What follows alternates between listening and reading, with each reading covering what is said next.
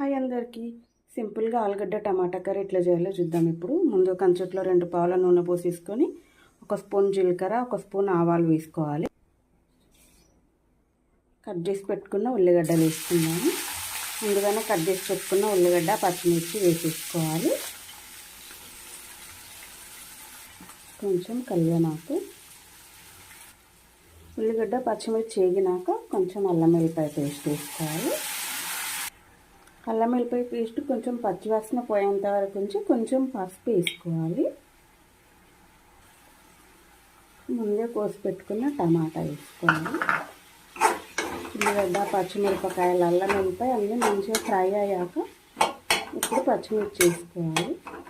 టమాటా వేసుకోవాలి.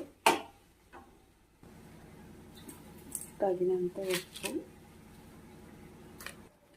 టమాటాలు కూడా ఉడికేసాక కొంచెం కారపొడి కొంచెం ధనియాల పొడి వేసుకోవాలి.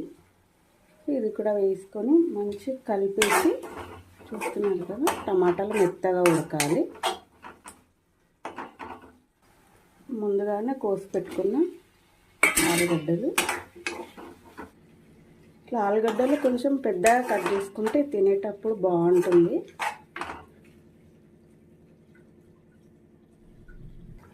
ఆలుగడ్డలు ముందే మెత్తగా ఉడికించుకోవద్దు, కొంచెం టమాటాలు కూడా ఉడికితే మంచిగా ఉంటుంది.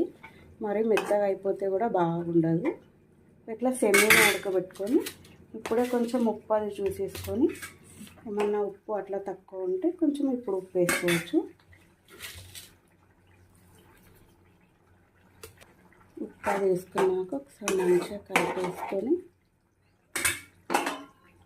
మూత పెట్టేసుకోవాలి.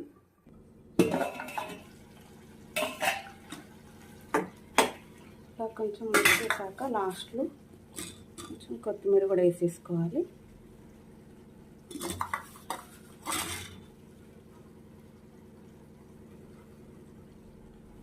ఇప్పుడు ఒకసారి టేస్ట్ కూడా చూద్దాం, ఉప్పు అదంతా ఎట్లుంది అనేది. కొత్తిమీర కూడా వేసుకొని ఒకసారి కలిపాక ఒకసారి టేస్ట్ చూద్దాం ఎట్లుందో.